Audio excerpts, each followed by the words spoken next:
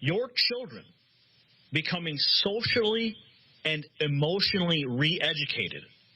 Is that right? Absolutely. Absolutely. This is exactly what the whole entire ESEA reauthorization is all completely about mental health.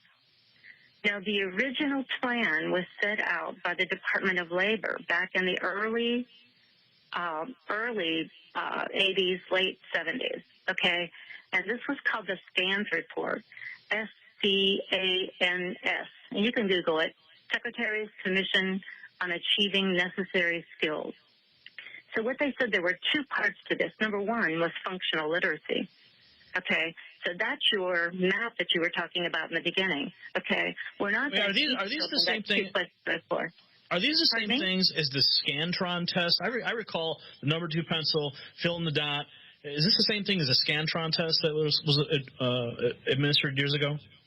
You know what? I'm not positive about that because I'm not familiar with that. But the SCANS was a profile of what they wanted the future worker to look like, what they referred to you as human capital. Okay, what was your worth to the economy? Okay, what is your worth?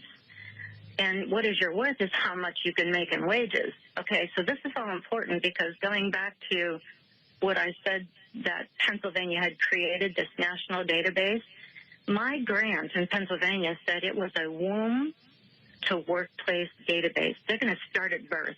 And that's what Bob Casey's doing. He's adding the birth through kindergarten to the No Child Left Behind because we have to have data at the beginning of birth, okay?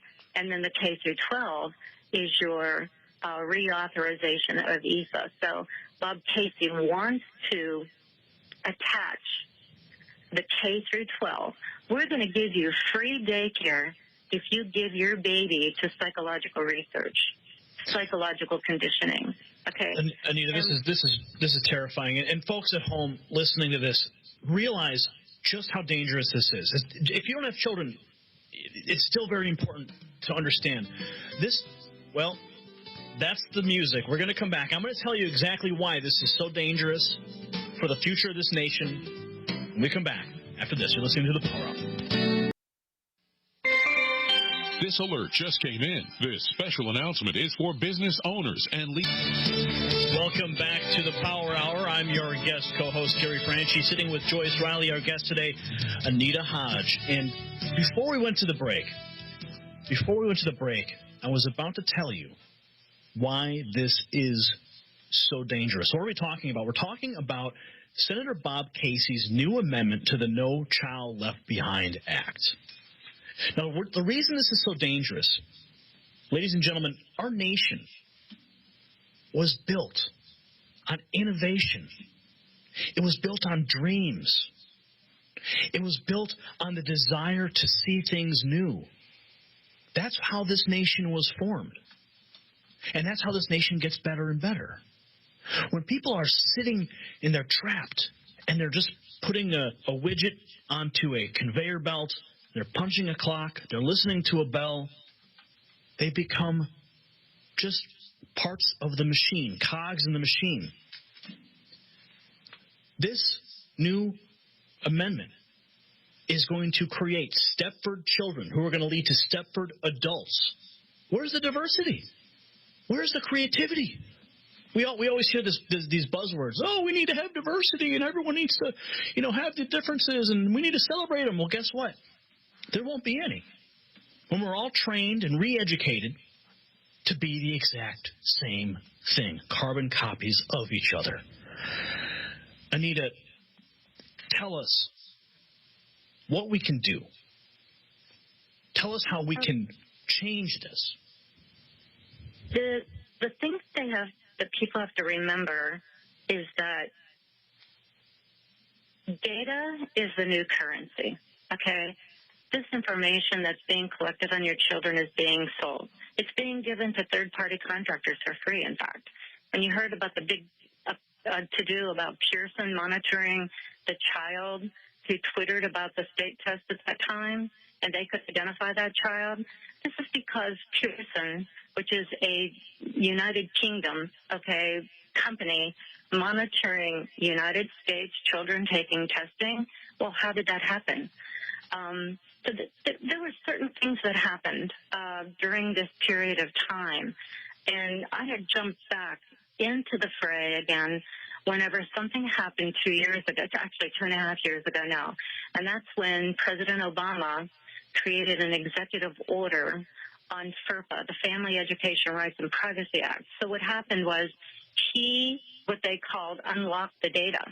So when your local district is collecting all this personal information on you, including your demographic information on not only your children, but on the family, the entire family, that is being fed into federal databases. Okay, understand that the Common Core, the whole agenda in Common Core was to standardize the whole system. Standardize everything for computer retrieval. So 45 states have a Common Core. So what does that mean? Every state has the exact elements for computer retrieval. So when we're going to teach our children, your Stepford children are going to be taught exactly the same in every state. And the interventions, okay, to make sure they become the little drone ants, okay, in the system, means that they're going to intervene and be sure that your children in all sorts of social, behavioral, personality traits will be changed. Okay, so how are they going to do that? How do they identify you? Okay, they're identifying the children through social, emotional, behavioral aspects. Let's go back to Senator Casey, what he wants to put in place. So when you take your little baby into daycare and your baby's crying and they have withdrawal syndrome, they don't want the parent to leave, okay, because they're very attached to you, right? Of course they are. That's your baby that you're leaving at the daycare. Of course your baby's going to cry. Well, they're going to code your baby now. Your baby will be coded because that is not the criteria that they want. They want your child to be docile. They don't want your child to be an individual. So check mark. Your baby cries when you leave, that's a check mark. Your baby hits someone else when they're playing, that's a check mark. Your baby bites someone, that is a big check mark. We'll have to have interventions. Your baby doesn't take a nap. This is where it begins. They're monitoring behavior, every action that your child does, and this is being coded. Now, this is for the babies. It's also being coded in K through 12, okay?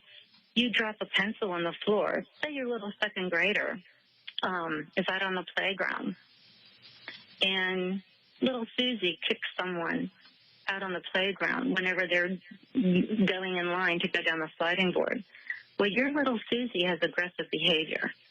That is a check mark, okay? Your little Johnny pushes someone in line to get a drink when they come in from the playground. That's aggressive behavior. All of these check marks are being coded on a profile, a psychometric profile. That means not only their academics or their functional literacy, but also their behavior. And punishment will be employed, okay? So it will be a constant reward and punishment, which is a B.F. Skinner model. B.F. Skinner, one of the key things you can think about a B.F. Skinner, one of his quotes was, "I can make a pigeon a high achiever." So they're actually treating children as animals. Okay, this is actually what is happening. It is behavioral conditioning. And this is what the entire new ESEA reauthorization is all about. If you read anything that I have written in the last 2 months, and all you have to do is Google, and I'm sorry, I have to correct you. My name is Anita Hoge, H-O-G-E, but if you can Google Anita Hoge, and you can get tons of things that I have written lately. You could go to News with Views and go to Christmas Gift. If you go to the Christmas Gift, what I did at Christmas time just this past year, my gift to the nation was I gave a link that every person in any state can go to this link and get their grant, which created the unique ID to monitor individuals in your state. So you can get that grant. It's usually several hundred pages, It will tell you how they created a unique ID on your children. You could go to Twitter. You can go to, it's at Hoge Anita, HOGEANITA, and get probably around 15 articles that I have written lately on what to look for. Now, the key thing in this one piece of legislation, and I would say please call your congressman, call your senators. It's Senator Alexander is in the Senate, who is going to bring this forward actually next week. And Senator Casey. This is called the Prepare All Kids Act, correct? It's the Student Success Act is what it's called on the Senate side. And I can't remember exactly the new name for the House of Representatives. It's H.R. 5.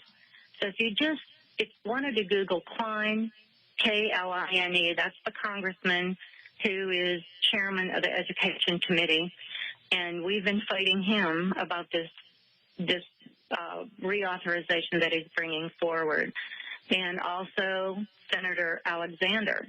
Now, Senator Alexander was the key senator when he was actually governor of Arkansas at the time. Tennessee. He was governor of Tennessee, brought forward all of the commission papers to create that database that I'm talking about that standardized the whole nation back in 1989. So Alexander has been a player in this for a very long time. So you have Congressman Kline, Senator Alexander, and Senator Casey from Pennsylvania trying to get the babies. Okay, so this is your babies, Common Core for Babies is what Senator Casey is doing. And if you Google Anita Hoge Casey, it would bring up the exact thing.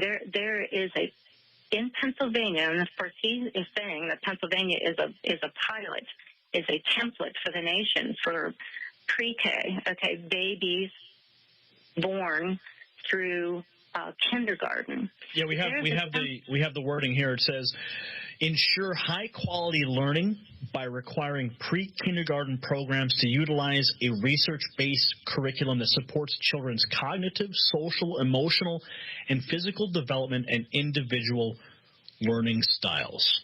Absolutely. Okay. So if people would go to that article, at the end of that article, I have about 15 links that you can link how they're going to do interventions on your children. And what I mean by that, they call it functional assessment. Let's talk about those interventions because, you know, I keep thinking like, you know, you're going to get shock treatment or you're going to get a cookie if you get, you know, if you're the ant or the dove. If you get that question right, well, then, you know, we're going to make you happy and we're going to give you candies and stuff. Tell us about these interventions and what exactly they entail. Well, let me just show you one that I actually have in that article. This is for the babies, okay? This is conditioning. Okay, I'm going to read it. This is directly from the Pennsylvania Functional Assessment Interventions for Babies. Okay, and it has a date for preschool for this little kid called Albert. Albert was seated on the floor playing with blocks. He was smiling and babbling as he played. When presented a soft white stuffed toy rat, Albert attempted to play with it. I then hit a steel bar with a hammer to elicit a startled response. Albert startled violently. His breathing was checked and his arms were raised in a characteristic manner. Comment by the teacher. In an effort to condition Albert, I have presented the neutral stimulus, the white rat, with the unconditional stimulus, the loud sound. Now, 3 days later, Albert was again sitting on the floor, happily playing with toys. This time, when I presented the white rat in the absence of the loud noise, he broke into a sudden crying fit. The teacher response, I have successfully conditioned a startled response in Albert to the white rat. This is called operant conditioning. B.S. Skinner. Okay, we're going to do stimulus response, creating robot children. we're going to start with the babies. Okay?